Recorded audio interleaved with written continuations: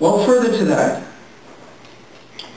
what about this? They're going to say, well, this is for competent people. You're going to hear on the CBC that this is about terminally ill people who are suffering and who are competent making their own decisions.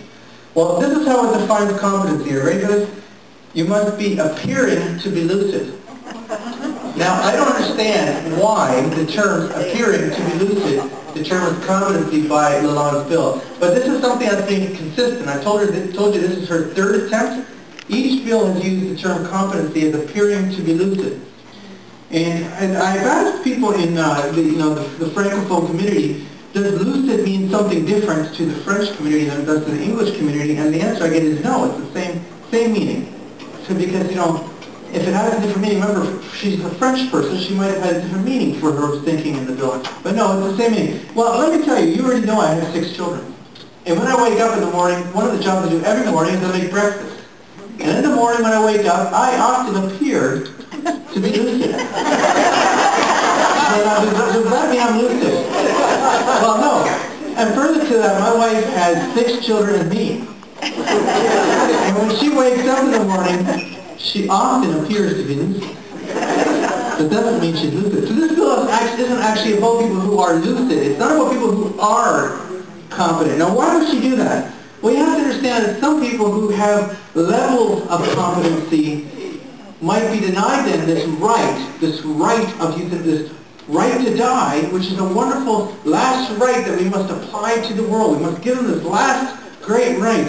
But if you might have a level of competency but not quite competent, should you be denied it? Right?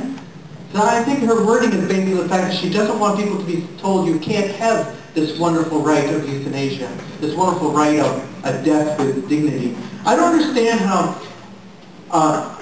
a quality, a case where we care for someone with proper, excellent palliative care, and we support someone and they die a natural death, I don't understand how that isn't considered death with dignity, but to inject me with a lethal dose is suddenly death with dignity.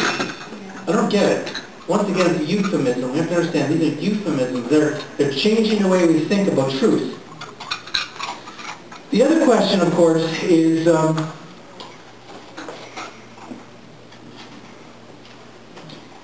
issue is that they're going to say these are people who are suffering near death who have no alternatives because they've tried all medical treatments. But you see, the funny thing is about Lalonde is she specifically put in the bill that either you've tried or you've rejected medical treatment. So therefore, if you're in a situation where you say no to medical treatment, which is a benefit to you, so let's say you go through chronic depression. She says we're allowed it for chronic mental pain. Okay? So chronic depression, I have chronic depression as a serious case, and I say no to medical intervention. Well, under this bill, I could still have euthanasia. Even though there is effective medical intervention, I can still have it. So we have to understand what this is about. We have to understand where it's going to. Now you might say, Alex, that's pretty radical. That's very radical. How come you're worried about this bill? Well, I'll tell you why I'm worried about this bill. You see, the strategy of the other side is that they want to get this into committee. The other side has decided, and I get their emails, just so you know I'm on their email list, so I get their email. Their goal is to get members of Parliament who support the idea of assisted suicide but might not like this bill to vote in favor of it, so it passes at second reading and it goes into committee. If it goes into committee, guess what can happen to it? It can be amended in committee, right?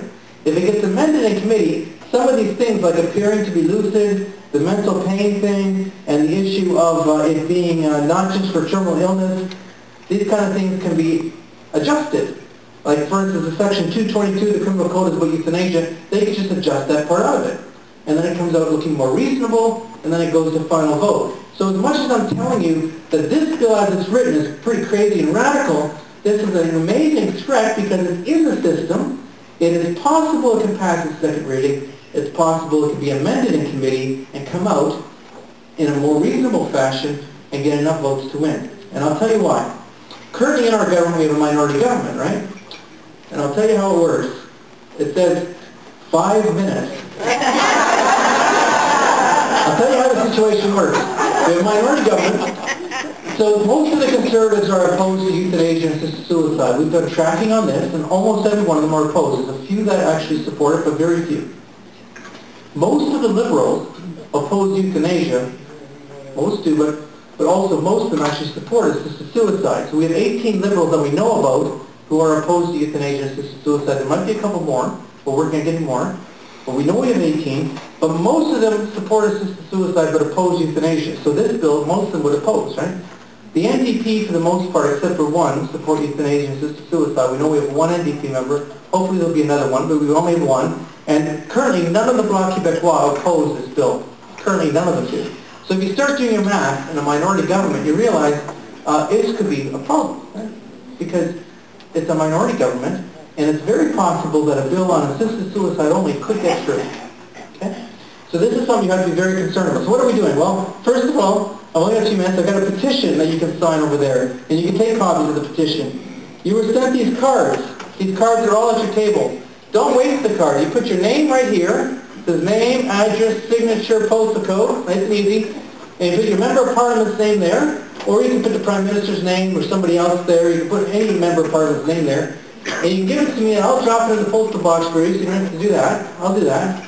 Or you can do it yourself. It doesn't matter. It's free to send.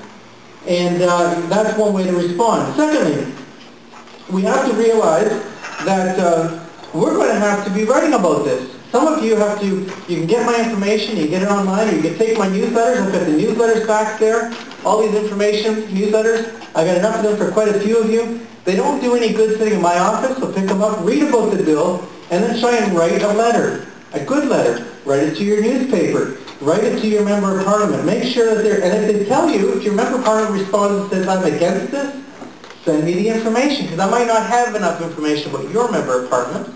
I might, and there's enough of you in the room, I should know your member of parliament pretty good after this meeting. Also, we have a video. We did this video last year with Salt and Light Television, and it's a personal point of view. So it's Turning the Tide. So this is a presentation you can do, and in this is a 25-minute DVD, personal stories and how these people felt that the issue directly affected them. So it's personal stories. Personal stories are important in this current culture. Talking about a story is far more effective than talking about a rational idea. And I'll tell you, the reason we came up with this idea of this video was I was doing a CHCH television show in Hamilton. It was a talk show, and I was going up against the guy from the other side. I know, it must be like 1 minute now. I was going against the guy from the other side, and I thought I gave a great presentation. I really did. I thought I did an excellent job. And then he told a story. He said, I got a phone call last week, and he starts describing this supposed phone call and how much this person was suffering. And I knew right off the bat that I probably lost the debate because he was talking about somebody who was suffering. Personal stories. We need to talk about personal stories.